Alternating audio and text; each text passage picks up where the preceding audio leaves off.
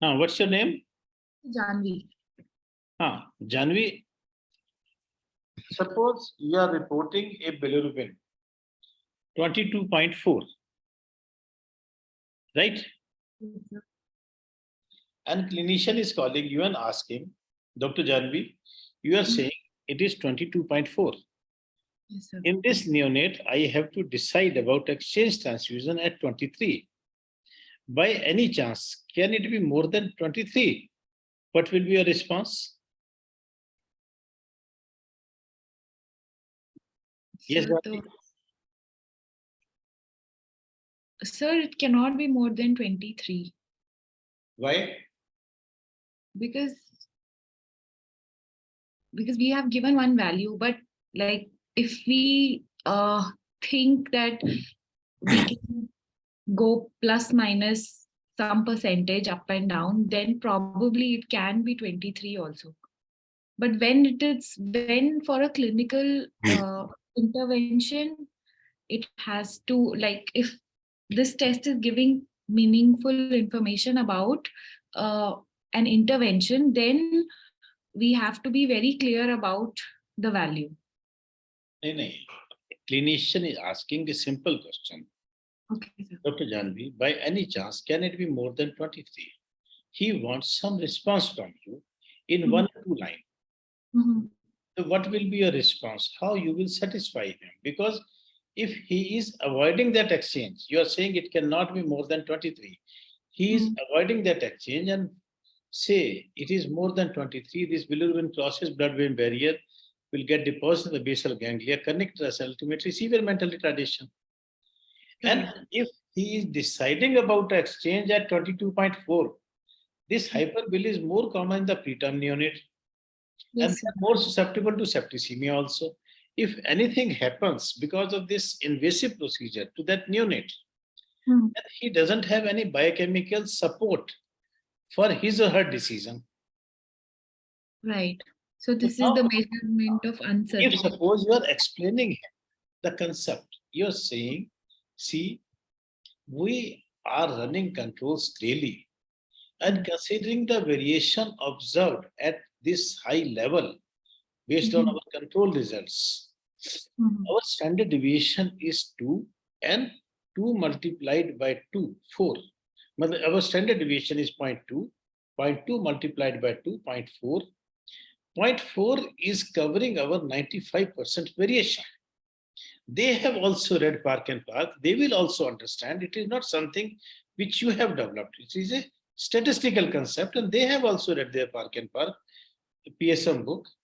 So they will understand that whatever we are reporting as 22.4, with 95% certainty, we can say it is not beyond 22.8 considering the variation in our laboratory.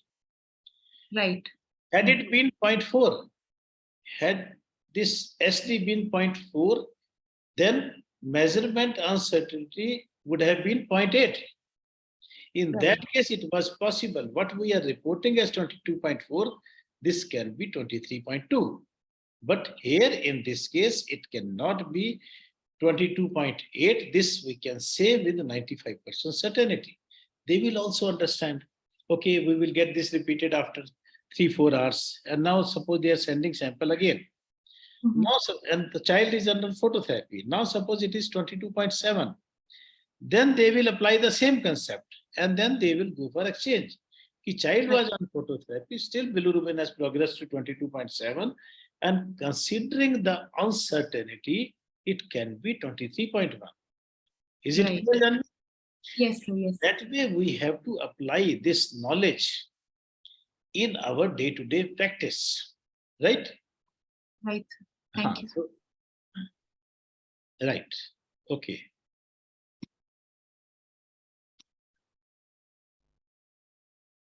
Now, Asta, you unmute yourself. Yes, sir. Now, suppose you are reporting a platelet count 50,000, right? And 20,000. 50,000 platelet count. Okay, sir. Okay. In the morning. In the evening, platelet count is 48,000. For you, this is hardly any significant difference. But Yes. clinician may explain to patient, oh, your platelets have dropped. Next day, in the morning, now suppose platelets are 51,000.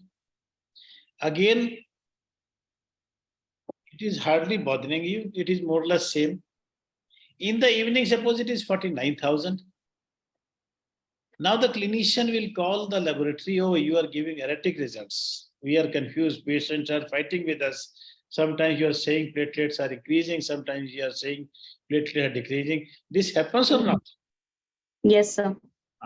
So now if you explain them, the concept of measurement uncertainty, you are saying, see, at this level, low level platelets, our standard deviation is 1000. Hmm. Measurement uncertainty is 2000. Whatever we are reporting as 50,000, it can be 48,000. Yes. Now in the evening, suppose it is 48,000. So now they will also understand that, oh, this, we know this concept of measurement uncertainty. So it is within this limit only. Now, next day, it is suppose 51,000. So now, whatever you are reporting as 48,000, it can be 50. Whatever is 51, it can be 49. It is Yes, sir. almost overlapping. So they will understand that these platelets are stable, they are not increasing or decreasing. Or decrease. You can Right. assure patient your platelets are stable. Don't go by this key now platelets are from 58 to drop to 48, and this is something very panicky situation, or not if platelets are 51. So you are just distributing the sweets, now platelet has started increasing. No, it is not like this. Platelets are stable.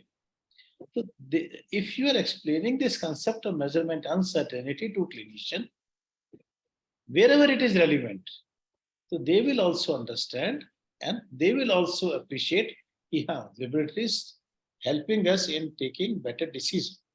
Is it clear? Yes, sir. This understanding is very important.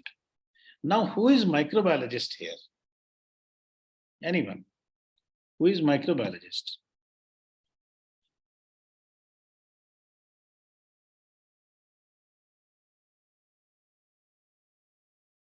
Anyone who is microbiologist? Okay, Malvika Shrivastava.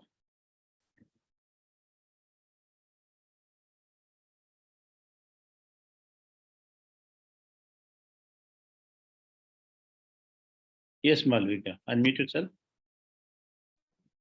Yes, sir. Now, Malvika, how this measurement uncertainty is useful for you? You know, or there is uncertainty? So we can use it for serological parameters like the viral markers where we use the cutoff values. Excellent, excellent. Thank you, sir. See, if suppose in your serological test, suppose HPS antigen, your cutoff value is 1. And you are running negative control daily, your standard deviation is 0.1 and your measurement uncertainty is 0.2. In a patient, if absorbance is 0.6 and if you're adding this uncertainty in it, 0.6 plus 2, 0.8, clearly negative. But in a patient, if it is 0.9, if you add uncertainty in it, 0.2, it will become positive. Otherwise, you are reporting this as negative. Similarly, a positive Yes, sir. will be negative. So this borderline situation, you have to explain to clinicians, see, this is in the borderline range. Considering the uncertainty observed in this, whatever we are reporting as negative, it may be positive. Whatever is positive, it may be negative. So you have to get this repeated after 1 week or 10 days. Generally, serological test gets settled in this period. So now Yes, sir. you will also appreciate, otherwise what happens? They will send sample to some other laboratory. You are saying it is negative, they are saying it is positive. Clinician Yes, is sir. fighting with both the laboratory, patient is fighting with both the laboratory, and laboratories are fighting with their company people because of poor performance of your machine. We are losing reputation. So if we know this concept, if we have minimal uncertainty related to understanding of this measurement uncertainty, then we can reduce our stress. Is it okay, Malvika? Yes, sir. Thank you so much, sir. So that way we have to understand this concept of measurement uncertainty, because in this quality test, wherever measurement is an intermediate step, you can calculate measurement uncertainty and it will help you in the interpretation. Now this measurement uncertainty need not to be mentioned in your reports. This information you can share with your clinician so that they can apply this knowledge in the better interpretation of results.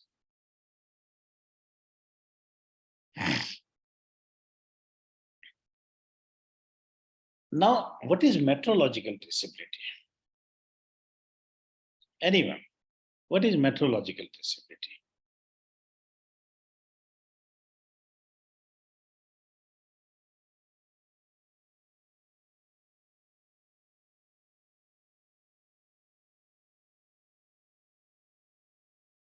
Yes, lovely. Please unmute yourself.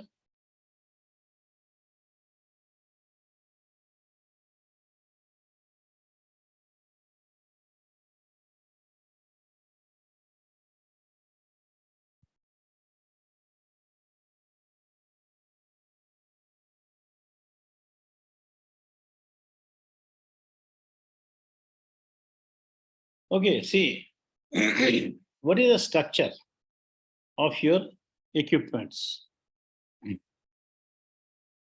Analyzers. You have light source.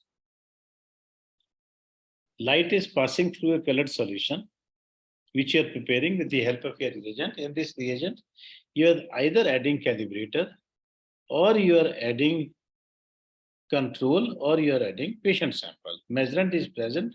The sunlight is present in these three substances. First, you are passing light through a solution which you are preparing with the help of calibrator. Suppose it is 100 milligram per dl glucose calibrator, and you are getting absorbance as 0.6. So you are assuming 0.6 is equivalent to 100. Why I'm saying you are assuming? Because you are believing whatever value is written on that calibrator is correct. After that, you are running control. Control is okay. Then you are running patient sample. So whatever absorbance you are getting, you are using the same formula which we read in our biochemistry classes. ODF test divided by ODF calibrated into concentration of calibrator. Now, for this, it is very important that value shall be correct, whatever is written on that calibrator. If we ask company people how you have derived this value, they say, we analyze this material as a sample 100 times with higher level of reference material. Okay. What is the guarantee value written on that is correct? We analyze that with further higher level of reference material, then further higher reference material. That way you are reaching to national international standard. This process by which our results are traceable to national international standard through unbroken chain of comparison is called metrological traceability. Metrology means study of measurement. So this, we ask company people to provide us some documentation related to measurement, this measurement traceability or metrological traceability of that calibrator. So they provide us, whenever the assessor asks, we show that documentation to them, which is for a particular lot.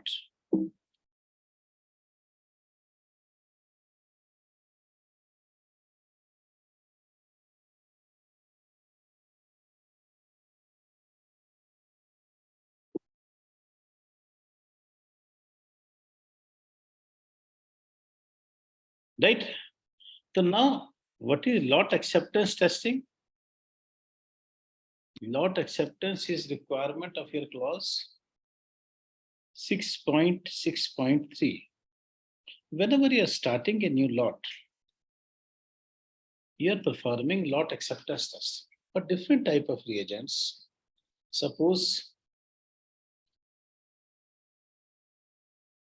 your Leishman stain. You are saying we will stain one normal slide,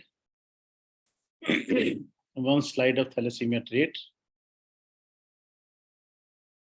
and one slide of we will keep some unstained slide of positive malaria. So if you are able to see neutrophil granules clearly, you are able to see, and you can stain one slide of eosinophilia also. You are able to see eosinophilic granules, you are able to see malarial parasite, you are able to see polychromatophils. That means this lot is okay. You can approve that lot and you can keep these slides with you as an evidence.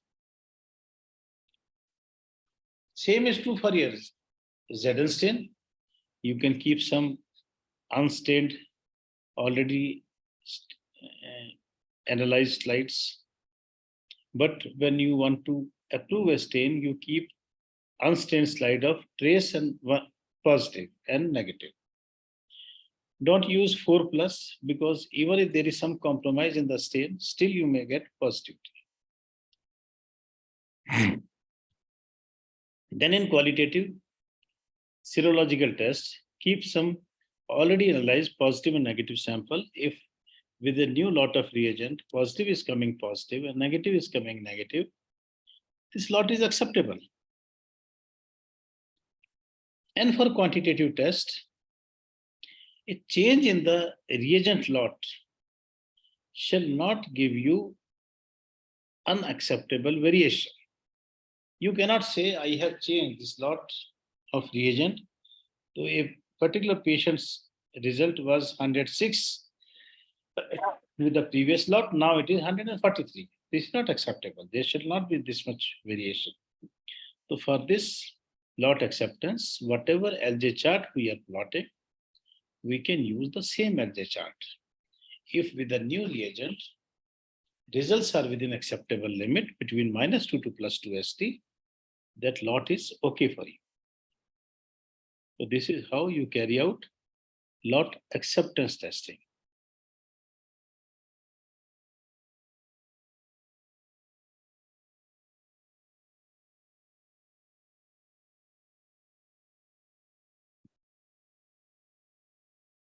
So I have already explained you, Sumita. So now I think you got the answer. Lot to lot variation, lot acceptability is same. And I will suggest one thing, whatever term standard is using, use the same term. They are using lot acceptance testing, they use this term only. Sometimes people say lot validation, lot verification, kit validation, kit verification.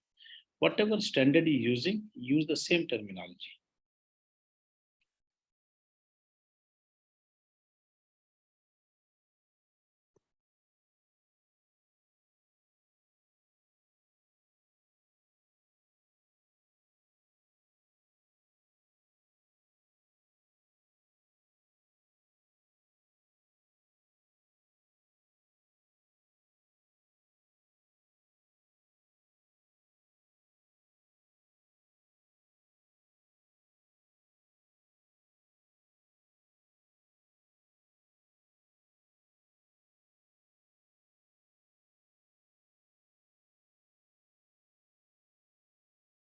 Right? And this month we changed the topic. We informed yesterday in the group. So we took this measurement uncertainty and this body fluid, how to handle this body fluids. That lecture we will cover in the December,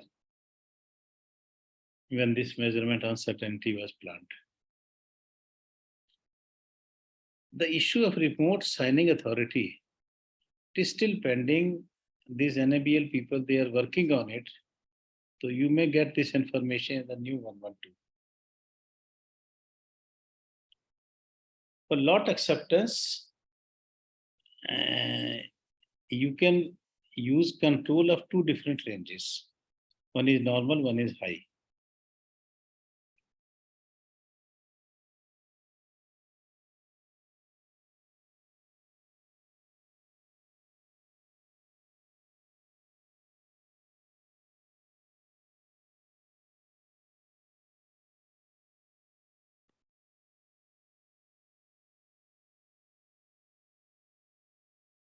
Okay, so now we are ending this meeting here.